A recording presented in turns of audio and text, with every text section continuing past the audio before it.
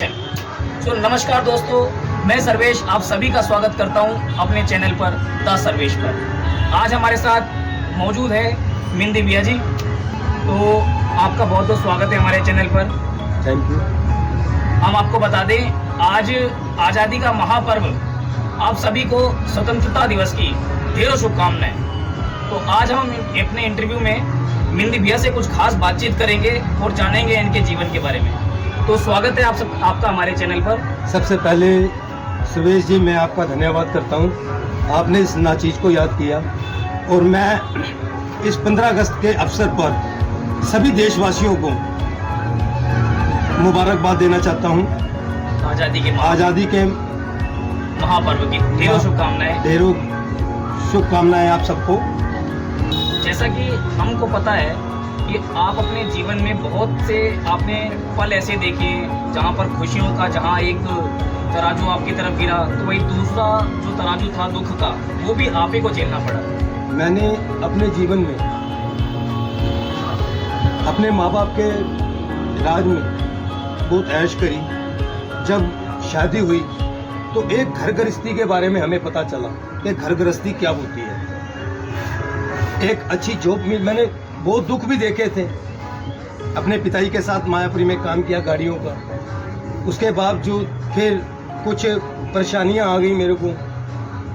फिर मैंने रेहड़ी लगाई, पूड़ी कचौड़ी लगाई, बहुत मेहनत करी, सफलता नहीं मिली। फिर मैंने ऑफिस लाइन में आया। मैं ऑफिस में मैं 2000 रुपये नौकरी में लगा था और 22,000 तक पहुंच गया था। उन दिनों मेरे को किसी चीज़ की कमी नहीं थी, बहुत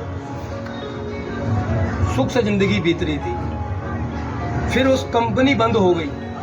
कंपनी बंद होने के बाद मैंने बहुत कठिनाइयों का सामना किया, बहुत मुश्किलें आई मेरे सामने। इतनी मुश्किलें आई कि मेरा घर में रोटी चलाना मुश्किल हो गया था।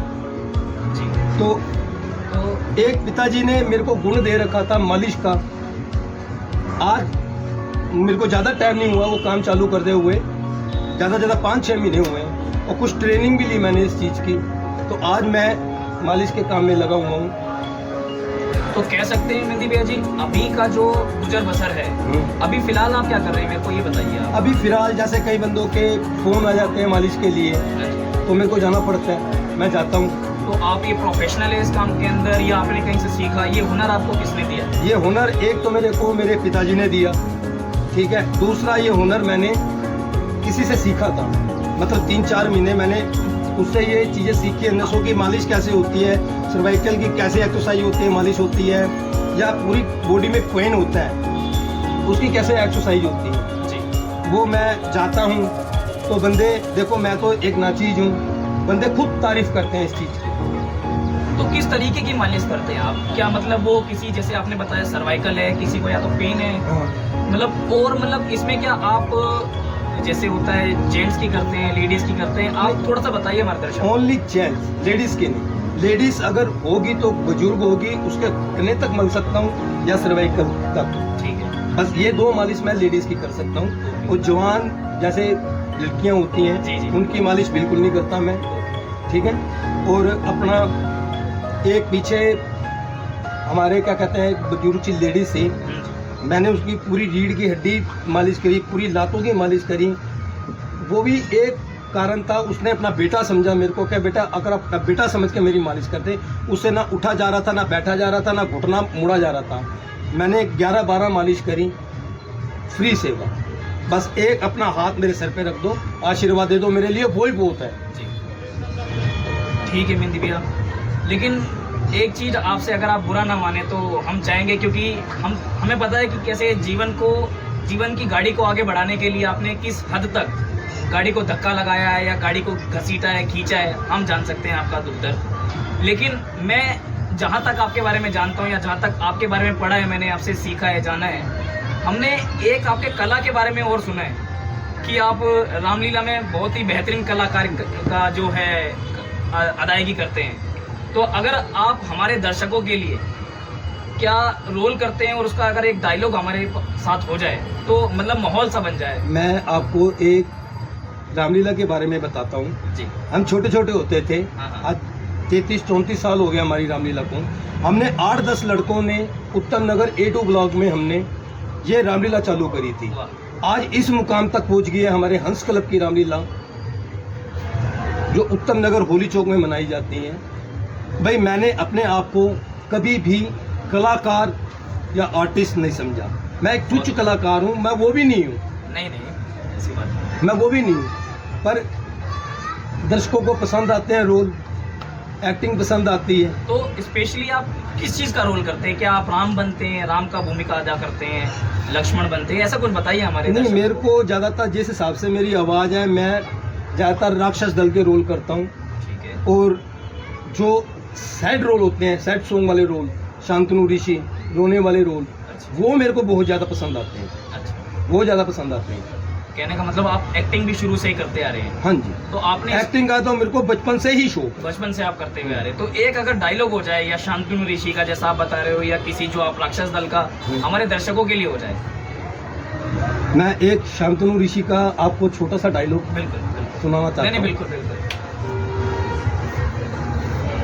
शरवण, बेटा शरवण, कहाँ हो? क्या अभी तक तुम्हें जल नहीं मिला? हाय बेटा, हमारी आत्मा से शांति सी बढ़ती जा रही है, आंखें तुम्हें देखने को अकुला रही हैं। जल्दी आओ, हमें और ना सताओ।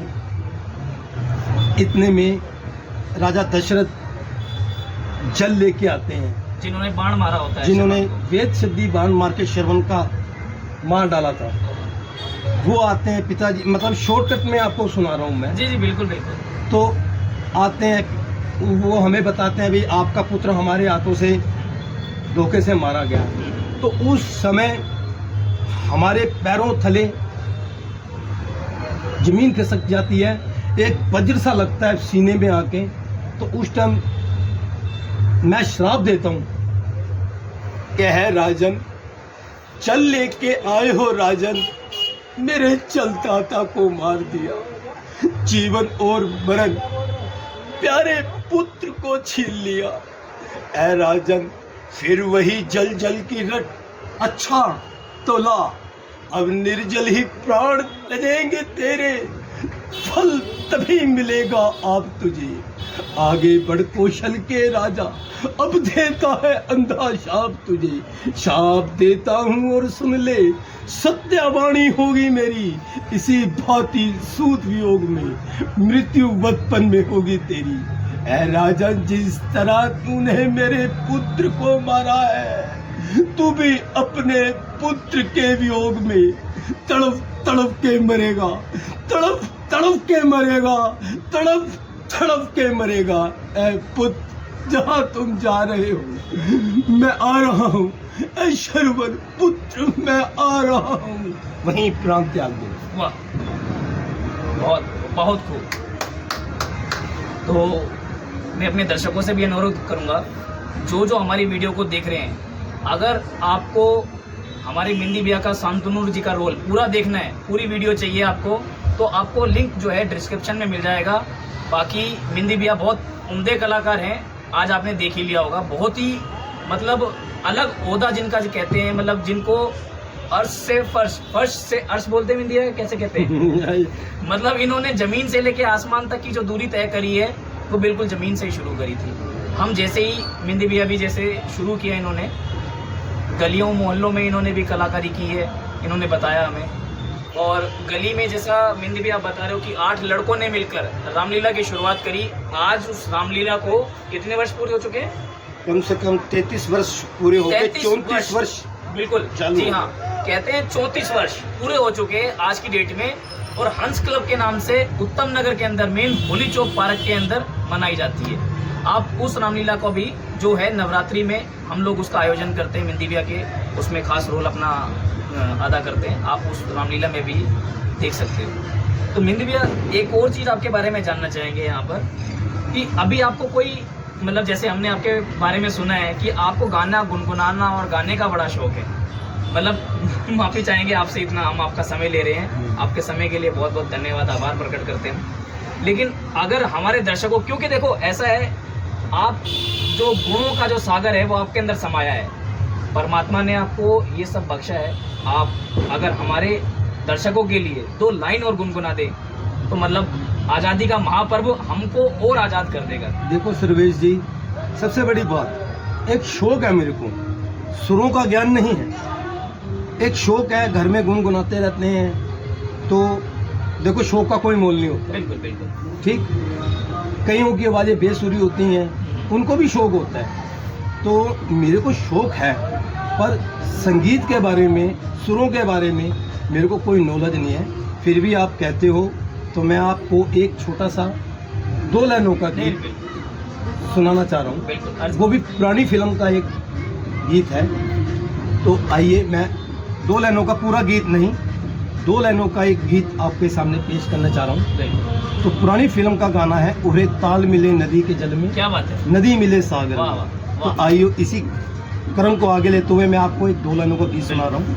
उरे ताल मिले नदी के जल में, नदी मिले सागर में, सागर मिले कौन से जल में, कोई जानना। उरे ताल मिले नदी के जल में, सूरज को धरती तर से, धरती को चंद्रमा, धरती को चंद्रमा, पानी में सीप जैसी प्यासी हरी आत्मा, प्यासी हरी आत्मा, मितवारे पानी में सीप जैसी प्यासी हरी आत्मा, बूंद छुपी किस बादल में, कोई जाने ना। मोहल्ले ताल मिले नदी के जल में, नदी मिले सागर में, सागर मिले कौन से जल में, कोई जाने ना। मोहल्ले ताल मिले नदी के जल में। बहुत बहुत सुंदर, बहुत अति उत्तम, सर्वश्रेष्ठम, सर्वगुण संपन्न जिसे कहते हैं। आप बिल्कुल ऐसी एक हमारे लिए प्रेरणा हो, एक हमारे लिए एक ऐसा उत्साहित कर देने वाला मूल मंत्र हो जिसका नाम लेने मात्र से लगता है कि जैसे दुख दर्द सब दूर हो चुके हो। तो बहुत अच्छा लगा आपसे बातचीत करके। हम आपका वीडियो अभी चालू रखेंगे क्योंकि हमें अभी पता है कि आपको एक ज़रूरी काम से एक मीटिंग में जाना पड़ रहा है। तो देवी और सज्जनों, मेरे सभी दर्शकों, अगर आपको ये वीडियो मेहंदी भैया के साथ आगे जारी रखनी है तो वीडियो को ज़्यादा से ज़्यादा शेयर कीजिए, वीडियो को लाइक कीजिए, सब्सक्राइब कीजिए चैनल को अगर चैनल पे नए हो, और देखते रहिए हमारा चैनल मेहंदी भैया से खास बातचीत। बहुत बहुत धन्यवाद आपका। Thank you.